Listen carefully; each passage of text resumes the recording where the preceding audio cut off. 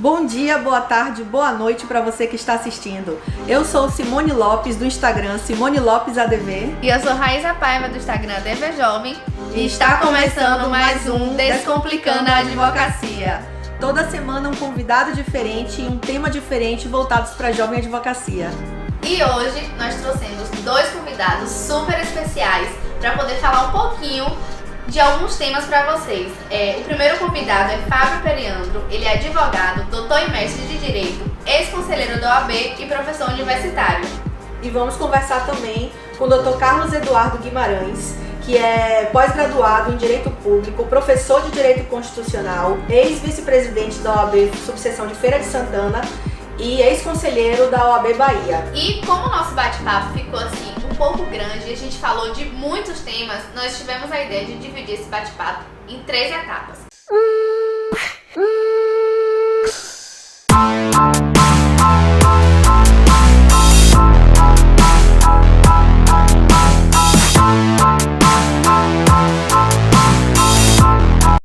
E o vídeo de hoje vai ser sobre o aniversário de 30 anos da Constituição. Espero que vocês aproveitem, curtam e comentem. Eu queria iniciar, esse nosso bate-papo com uma pergunta que eu acho simbólica, porque depois de 6 constituições, nós estamos oficialmente na 7ª Constituição, eu queria perguntar qual é o significado desse aniversário, que a Constituição fez agora, 5 de outubro, uma Constituição que veio depois de um momento, tenso que a gente teve no nosso país, uma Constituição pós-ditadura militar. Qual o significado desse aniversário de 30 anos da Constituição para vocês? Bom, primeiro a própria importância do surgimento da Constituição de 1988, como você bem falou, Raíssa, ela surge num momento onde nós temos a ruptura de um regime ditatorial, de uma ditadura militar, que durou pouco mais de 2 décadas no país, no momento em que eclode na sociedade brasileira o sentimento de redemocratização, de que nós precisamos ter no Estado novamente a ascensão de valores próprios da democracia, de valores de proteção aos direitos fundamentais, de valores de independência entre os poderes de Estado, de valores de proteção à dignidade humana e à justiça social. Então a Constituição surge, a Constituição de 1988 surge justamente para contemplar esses valores como valores essenciais da nossa sociedade e para proteger o valor principal para o qual ela foi criada, que é a democracia, o restabelecimento do regime democrático do país. E, como bem trata a nossa Constituição, estabelecendo novamente no país um Estado democrático de direito. Então, há 30 anos que nós vivemos sob a égide de uma Constituição cidadã, de uma Constituição que busca normatizar e proteger esse conjunto de valores essenciais, valores de solidariedade, valores de liberdade, a proteção das nossas liberdades individuais, e liberdades essas que, como muito bem pontuou Fábio Periandro, valores esses que são imprescindíveis para o próprio exercício da nossa advocacia. Nós não podemos falar no exercício da advocacia sem garantias muito sólidas de devido processo legal, de contraditório, de ampla defesa, que são a essência do exercício da nossa atividade profissional. Daí que nesses 30 anos de Constituição, para a advocacia, para o cidadão brasileiro, nós temos uma norma que nos assegura o nosso conjunto de liberdades, a possibilidade de nós, como advogados, exercermos a proteção dos direitos dos cidadãos através da representação peculiar que nós fazemos a ele. Então é um momento, sim, de comemoração e, sobretudo, um momento de atenção, de cuidado com a nossa Constituição, para que a gente possa ter aí por mais 30, 60, 90 anos um Estado que seja efetivamente democrático e antenado à proteção das nossas liberdades. Eu vou complementar, na verdade, o que o Carlos colocou. E assim, 30 anos de Constituição também representa, do ponto de vista histórico, uma grande conquista. Por quê? Porque ao longo das constituições que nós tivemos aqui no Brasil, uma das grandes preocupações é a oscilação entre constituições totalitárias e constituições democráticas. Ter 30 anos de estabilidade constitucional é uma das coisas mais importantes de todas. Por quê? Porque ela confere, de um lado, segurança jurídica. Toda a ideia de segurança jurídica é pautada em 2 premissas: estabilidade e previsibilidade. Se você tem uma norma que não muda durante 30 anos, ou pelo menos que as mudanças que acontecem, ainda que em grande quantidade, porque nós temos 105 emendas constitucionais em 30 anos, mas partindo da premissa que a Constituição, na sua essência, permanece a mesma, você tem uma previsibilidade de comportamento, você começa a ter uma estabilidade. E aquelas pessoas que antigamente tinham medo do Estado passaram a usar a Constituição como um referencial. Essa Constituição que nós temos hoje, ela é para mim uma das melhores que nós temos na história. E quanto mais tempo ela for mantida, melhor. Porque as pessoas passam a conhecer o que ela prevê, começar a utilizar ela no seu cotidiano. E para nós, por exemplo, da advocacia, que somos muito vinculados a essa atuação, quanto mais a gente consegue entender que a Constituição deve ser protegida, mais a gente sabe que ela é a grande base para qualquer tipo de tese, para qualquer tipo de análise. O fenômeno da constitucionalização do direito talvez seja um dos mais importantes dentro desses 30 anos. Hoje não há mais quem sustente a ideia de que algum ramo do direito é alijado, é alheio ao direito constitucional. Todos hoje já têm a dimensão que você começa qualquer estudo de direito constitucional, de direito como um todo, pela Constituição, e a partir daí você chega às noções específicas. Isso só se dá porque você tem essa estabilidade. Então, me parece que talvez um dos grandes marcos desses 30 anos seja exatamente isso. Dar a conhecer às pessoas em geral, não só aos profissionais, mas também ao cidadão comum, a noção de que existe um referencial. Não só um referencial normativo, mas em especial um referencial ético, um referencial de valores, que é a grande função da Constituição. Ser esse repositório dos maiores valores que existe em qualquer sociedade. É verdade, ainda mais pelo histórico, né, que a gente tem do Brasil, que a democracia não é uma coisa que permaneceu durante muito tempo, né, na nossa história, então isso influencia muito. Inclusive, um dos grandes problemas que nós enfrentamos é que a primeira base logo que é atingida quando você tem um regime não democrático é a Constituição. Porque isso tem um caráter duplo, isso tem um caráter pragmático e um caráter simbólico. Quando você ataca uma Constituição, você ataca o local em que aqueles valores da sociedade estão depositados. Então, simbolicamente, você diz, olha, nós fizemos uma quebra da estrutura que vocês têm. Então, vocês estão sem base, sem fundamentação. Isso, na verdade, acaba mostrando também o outro lado prático, quer dizer o seguinte, se eu não tenho mais essa Constituição que me dá base, eu também não tenho mais em que me segurar, eu não tenho o que me proteger. Então se prepare porque eu também posso fazer todo e qualquer tipo de mudança. Essa manifestação que a gente chama tecnicamente de poder constituinte originário, quando ela é feita dentro de uma perspectiva democrática, normalmente é uma coisa muito boa, pelo menos na teoria. Só que, infelizmente, quando ela é feita sem ser uma perspectiva democrática, você tem normalmente golpes de Estado, revoluções, e aí você passa a ter uma insegurança muito grande. Porque poder mudar tudo é muito bom na teoria. Mas se você não tiver base para fazer essas mudanças, se você não tiver uma fundamentação sólida, inclusive de proteção às pessoas em geral, essa mudança pode ser desastrosa. Porque, inclusive, as garantias, as proteções que você tinha no sistema anterior, elas podem ser totalmente comprometidas através de um poder constituinte originário mal realizado, mal efetivado. Então, tudo, na verdade, é um risco muito grande. Por isso que quanto mais estabilidade constitucional nós tivermos dentro da perspectiva democrática, é o ideal que a gente deve buscar sempre. E eu acho isso muito relevante, principalmente agora que a gente acabou de passar por um período eleitoral que foi muito falado em mudança da Constituição, em convocar um novo poder constituinte. Eu queria que vocês falassem um pouquinho sobre o problema, a problemática que isso surge, como que isso poderia ser perigoso ou bom. Eu acho que, particularmente falando com 2 professores de Direito Constitucional, eu tenho minhas dúvidas se vocês veriam algum lado bom em relação a isso, mas queria saber uma opinião de vocês. Bom, eu a priori entendo que nós não estamos vivenciando no nosso país um momento que indica a necessidade de uma ruptura da ordem jurídica constitucional vigente para a inauguração de uma nova ordem jurídica constitucional.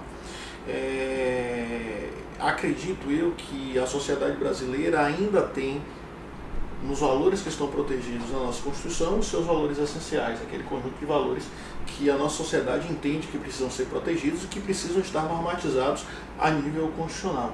De maneira que esse fato em si deixa fora de possibilidade o advento desse poder constituinte originário, que, como bem falou também Fábio, ele se surgindo numa perspectiva democrática, surgindo efetivamente da vontade do seio da sociedade, trará uma produção constitucional concatenada com esses princípios democráticos, mas se surgindo para atender interesses que não os interesses do povo em si, apenas para atender interesses de grupos específicos, nós não sabemos que tipo de normatização nós teremos e nós não sabemos quais são as consequências para a vida prática da população da criação de uma Constituição outorgada, de uma Constituição imposta para atender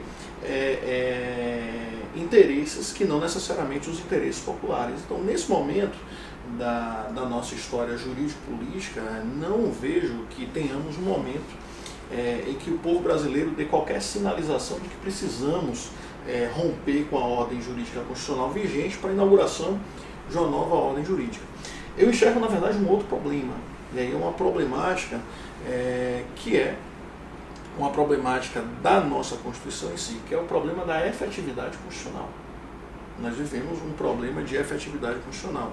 O que é que isso significa? O que é que isso quer dizer? Nós temos uma Constituição formada por um conjunto de normas muito importantes, normas que são belas na sua essência, que são belas no seu disciplinamento, mas que elas, uma parte dessas normas, uma parcela dessas normas, não consegue alcançar a finalidade para a qual elas foram criadas. Então, esse problema de efetividade talvez seja aquilo que gere uma insatisfação da nossa sociedade. E essa insatisfação, muitas vezes, até por algum desconhecimento, ela é direcionada para a Constituição, quando na verdade ela deveria ser direcionada para aqueles que deveriam aplicar, respeitar e cumprir a Constituição. Porque o que é que significa efetividade? Efetividade é o atendimento da finalidade social da norma jurídica, é o seu cumprimento na prática.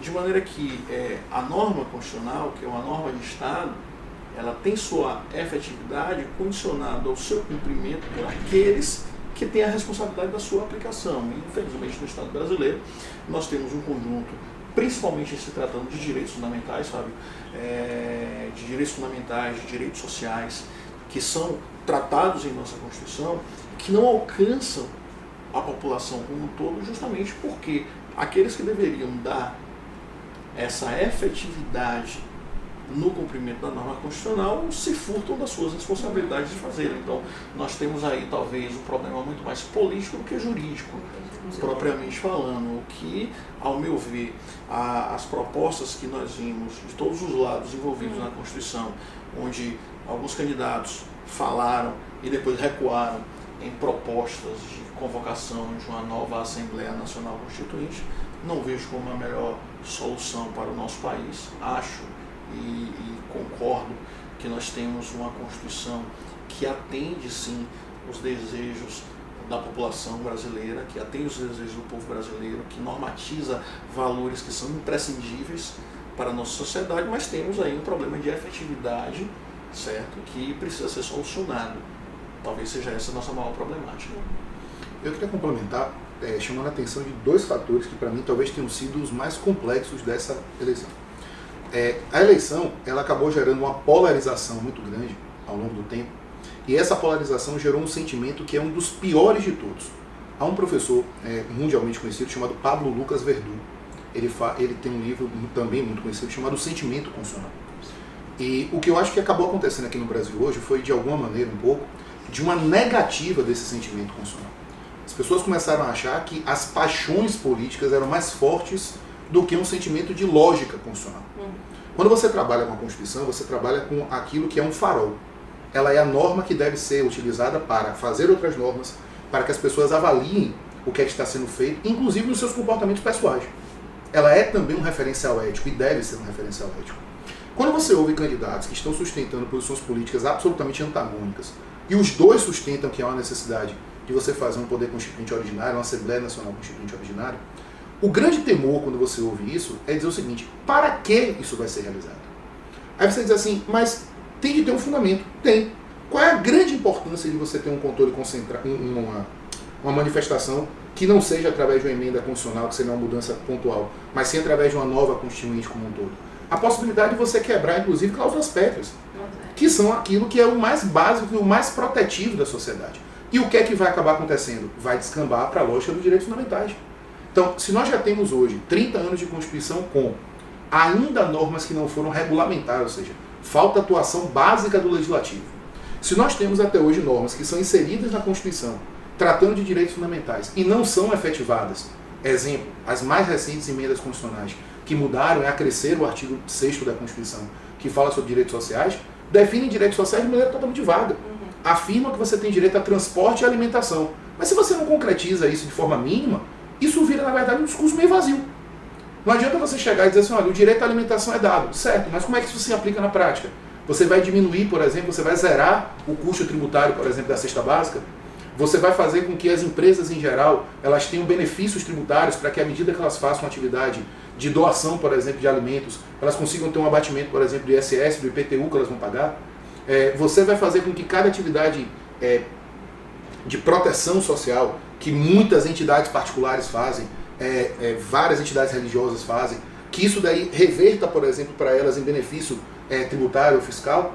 Se isso não vier a acontecer, não adianta você fazer mudanças pontuais.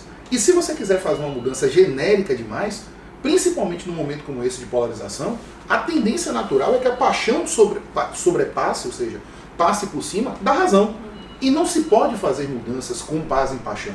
Por isso, inclusive, que as emendas constitucionais, e que uma mudança da Constituição como um todo, tem que ser tomada como base com algo muito sério, muito excepcional. Porque se a ideia é você evitar que a paixão ocasional faça mudanças, as emendas constitucionais já são mais difíceis de serem feitas por isso. Quando você tem um poder constituinte originário, o nível de responsabilidade é muito maior. Porque você tem, inclusive, a capacidade de mudar o que as emendas não podem mudar. Então você pode suprimir, por exemplo, direitos que são históricos, garantias históricas, por exemplo.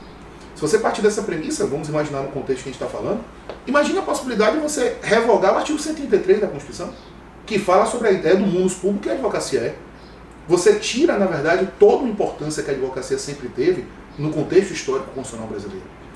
Numa perspectiva, e aí já falando que não tem como a gente não tratar disso, numa perspectiva de uma disputa sadia que a gente está tendo hoje, eu e Carlos, dentro da nossa lógica de amizade, pelo quinto constitucional. Para nós, por exemplo, é uma coisa muito importante, eu tenho certeza que eu posso falar por ele nessa linha, sair da advocacia e pleitear a ideia de se transformar em desembargador é um sonho que cada qual de nós tem, porque a gente acha que a gente pode contribuir ainda mais com a sociedade. Se você simplesmente chega lá e revoga essa possibilidade, você tira a possibilidade de uma grande capacidade de oxigenação que os tribunais têm. Você tira a possibilidade de trazer pessoas que são cotidianamente, às vezes até enxovalhadas, maltratadas, e que são de alguma forma um intermediário do que a sociedade é. Então, assim, nós que trabalhamos com essa ideia da advocacia, que estamos ali com a barriga no balcão, como a gente chama, nós somos pessoas que entendem, por exemplo, isso, e virando julgadores, essa perspectiva passa a ser uma experiência que muitas vezes os outros não têm. Isso é complementar habilidades, isso é fazer com que você tenha um conjunto muito mais importante. Isso tudo pode ser perdido, por exemplo, na Assembleia Nacional Constituinte, que saia mudando essas realidades. Então, é preciso tomar muito cuidado com isso por conta dessa circunstância. Nem sempre mudar é tão bom, e mudar sem limite e com paixão é algo absolutamente perigoso, nesse caso até assustador, para uma continuidade democrática que a gente quer. É o tipo de mudança que se apresentava como um mero casuísmo. Situações que foram apresentadas, situações que foram demonstradas durante toda a campanha eleitoral, que nos indicavam claramente que a intenção de mudar a Constituição, como se propunha, era por aspectos de mero casuísmo, para atender, como eu disse anteriormente, interesses que não necessariamente são os interesses do povo brasileiro, pondo em risco, obviamente, um conjunto de direitos, um conjunto de conquistas históricas da sociedade brasileira. E se a gente pensar, só complementando rapidamente, se a gente pensar, o mecanismo de mudança pontual e tópica, que é a emenda, associado à possibilidade de uma mudança macro, que é a Assembleia Nacional Constituinte, ele deve ser pensado como, se eu não consigo fazer um ajuste pontual, porque eu tenho um limite, por exemplo, é porque aquilo não é para ser mudado a todo momento. Então, eu tenho de trabalhar com a lógica da regra e da exceção.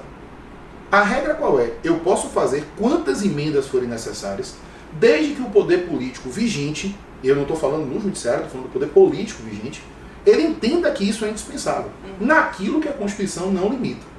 Se aquilo foi limitado, é porque há um motivo para que isso não seja mudado cotidianamente. Então, pensar uma mudança pela conta da exceção, que é a Assembleia Nacional Constituinte, é trabalhar com a ideia de que você não pode fazer aquela mudança, a não ser com grande reflexão, com uma circunstância que fosse muito necessária e muito evidente. Não é essa a visão que a gente tem. Ao contrário, a gente tem hoje talvez até a lógica de que quanto menos a gente mudar a Constituição atual, melhor, para manter ela do jeito que ela está e permitir que ela seja feita, que seja feita a sua vontade, vamos chamar assim, que às vezes até a gente não está conseguindo ver durante muito tempo. E mais ainda, tem um outro aspecto que também é muito relevante, que é o objeto principal de proteção da nossa Constituição. Eu vejo como o nosso principal objeto de proteção no âmbito da Constituição é a democracia, é o regime político democrático. Então, para isso, a Constituição criou uma série de mecanismos de proteção a essa democracia. Imaginemos que a democracia seja como o núcleo de um átomo. E em torno desse núcleo você teria barreiras de proteção. E essas barreiras passam por quê? Passam pela existência de poderes sólidos do Estado, independentes e harmônicos entre si, pela existência de garantias fundamentais, pela existência dos direitos fundamentais, pela existência de instituições que foram criadas justamente para proteger esse conjunto de direitos e esse conjunto de garantias. Ora, se todas essas barreiras forem quebradas, se todas essas barreiras falharem na proteção do Estado democrático, a Constituição terá falhado e a democracia se perderá. De maneira que nós temos que ter claramente a ideia de que se nós não temos um risco iminente para a democracia, se nós temos um conjunto de normas que protegem os anseios da sociedade, não há sentido em falarmos da necessidade de uma mudança tão ampla e tão radical a uma Constituição que ainda atende plenamente os anseios da sociedade brasileira. Eu me lembro, Fábio, você deve se lembrar, e muitos alunos me perguntaram, e certamente perguntaram a você, lá nas manifestações de 2013, se aquilo não seria um movimento que indicaria o surgimento do poder constituinte originário, aquelas manifestações populares que tomaram o Brasil quase que inteiro naquele momento, se não estariam indicando ali novamente que estaríamos naquele momento vivendo um momento de ruptura constitucional. E naquele momento eu fui categórico, taxativo e continuo sendo sobre isso, não sob hipótese nenhuma, porque se nós observarmos os objetivos daquela manifestação, daquelas manifestações, e que permaneceram ainda por algum tempo, a população brasileira estava pedindo justamente o quê? Estava pedindo efetividade para as normas constitucionais. A Constituição brasileira foi às ruas para pedir melhoria dos serviços públicos, atendimento dos direitos básicos, educação, saúde, moradia.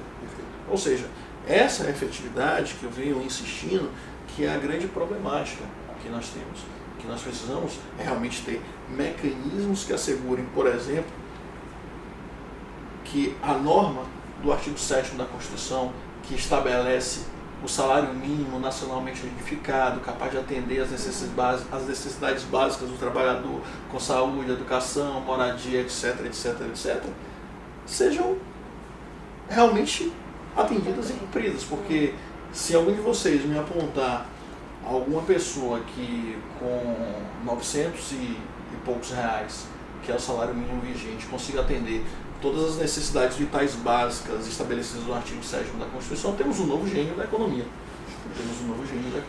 Não, é verdade. E você falando disso, eu trabalho muito com direito previdenciário, e aí a gente estava em discussão essa semana exatamente sobre a reforma da Previdência, né? Que eles estavam falando que queriam implantar uma previdência de capitalização. E no projeto, que não sei se vai passar e torço que não, eles estabeleciam que você iria contribuir, né, e você receberia de volta 70% do salário mínimo. Aí você falou que um salário mínimo não atende às necessidades básicas, imagine 70% de um salário mínimo, que seria um total descumprimento, né, dos direitos constitucionais também. Imagina, eu penso dessa mesma maneira, concordo plenamente. Você não pode imaginar, e ainda mais falando, e aí trazendo um pouco para a ótica do direito previdenciário, que é um direito de ordem social, de você ter um indivíduo que durante sua vida toda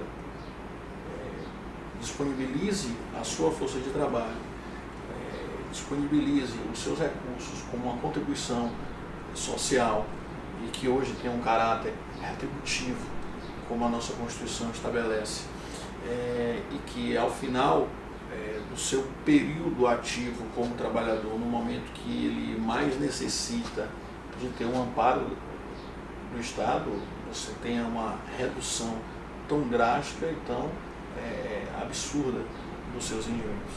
À medida que o indivíduo se alonga na sua vida, mais dificuldades ele vai ter de prover a sua própria subsistência. Então, eu acho que é uma medida completamente equivocada. A gente precisa pensar também por outro aspecto. Se nós fizermos o histórico de quantas emendas constitucionais já foram feitas tratando sobre acerca da reforma previdenciária e da reforma administrativa, nós vamos perceber que nós estamos remendando aquilo que nunca deixou de ser um grande buraco. Porque se eu preciso fazer várias emendas, é porque eu estou remendando uma coisa que está sempre esburacada. Sim, por baixo eu me lembro de 4 ou 5 emendas que tratam a respeito disso. Nunca se vai conseguir fazer uma solução genérica, específica e adequada para o problema previdenciário, enquanto não se fizer uma análise também de outros aspectos anteriores. Entre eles, e talvez um dos mais importantes de todos, é o ajuste da máquina, do custo do Estado. A emenda, que agora o pessoal chamou, né, da emenda do teto dos gastos, Sim. Essa emenda, por exemplo, ela fez uma análise muito interessante na teoria. Para todos aqueles que são fora da área do direito, ela é indispensável, só que ela esqueceu de um fator concreto. Como é que eu posso socializar o prejuízo sem que antes eu tenha que cortar na carne? Falando em termos simplórios, mais simples. Se eu preciso impor a alguém o sacrifício de ter menos proteções, limitar concurso público, não fazer aumento de servidor público, ter que tirar gente da estrutura, limitar às vezes até a questão previdenciária. Se eu faço isso sem que antes eu consiga depurar o que eu tenho de gasto, o que eu tenho de custo, sem fazer com que você tenha esse tipo de atividade, você está socializando um prejuízo para quem tem menos capacidade de arcar com essa realidade e mantendo circunstâncias que na realidade vão fazer com que esse impacto seja momentâneo. Você vai dar uma solução intermediária e temporária, mas essa solução não é perene. E não tem como ser, porque o gasto sempre vai existir. Sempre. Então, se você não faz uma mudança radical nessa base, você nunca vai ter um efeito radical na consequência. Eu acho que falta muito no Brasil ainda um pensamento republicano consequencialista. Quer dizer o seguinte, eu vou precisar fazer mudanças agora, que são mudanças estruturais, complexas, difíceis, mas elas vão dar a base para que você possa mudar lá adiante. Um dos maiores fenômenos que a gente aqui no Brasil ainda tem dificuldade de compreender é a falta de uma educação constitucional. Nós não educamos constitucionalmente nossas crianças. Não. E assim, se você não consegue educar as crianças na mais tenra idade para que elas entendam o que são noções básicas de constitucional, para a medida que elas forem avançando na escola, elas consigam entender noções um pouco mais efetivas de cidadania, e quando elas chegarem ao ponto de estar, antes até das universidades, elas consigam entender que todo mundo precisa saber o que é uma lógica constitucional, a partir daí você começa a entender as aplicações disso em cada uma das áreas que elas vão atuar,